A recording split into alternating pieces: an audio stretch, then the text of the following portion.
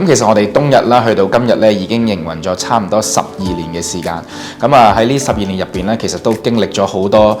大大小小嘅事啦，有唔同嘅高低潮啦。咁其實如果要講翻嘅話咧，我哋冬日咧一開始係作為一個仲介代理嘅身份啦，去介紹一啲日本嘅物業俾香港嘅買家。咁其實我哋覆蓋嘅範圍都好大嘅，譬如可能係東京啦、大阪啦、北海道啦、福岡等等唔同嘅地方，我哋都有去做過一啲嘅成交。咁但係喺即係成交咗大概1000零間左右嘅物業之後咧，我哋都覺得其實我哋公司咧係有足夠嘅實力咧，可以再踏出多一步啦，去做一啲自己嘅開發。咁所以喺大概2017年嘅時候咧，我哋真係由一個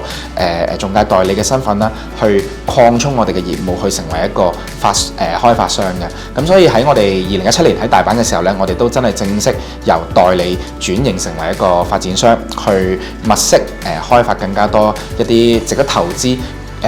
即係有啲高回報啦，值得投資嘅物業咧，俾香港嘅買家。咁去到今日啦，其實我哋已經係成功地落成咗大概係200零個物業左右啦嚇，並且已經係營運緊㗎啦。去到嚟緊2025年嘅時候咧，其實我哋都係預算啦，我哋大概有400間左右嘅民宿咧，係即將會喺大阪啦同埋北海道二世古嗰邊咧去做一啲營運嘅。咁所以去到今日咧，我哋都覺得即係首先啦，好感謝咁多位嘅一路嘅支持啦嚇。另外亦都係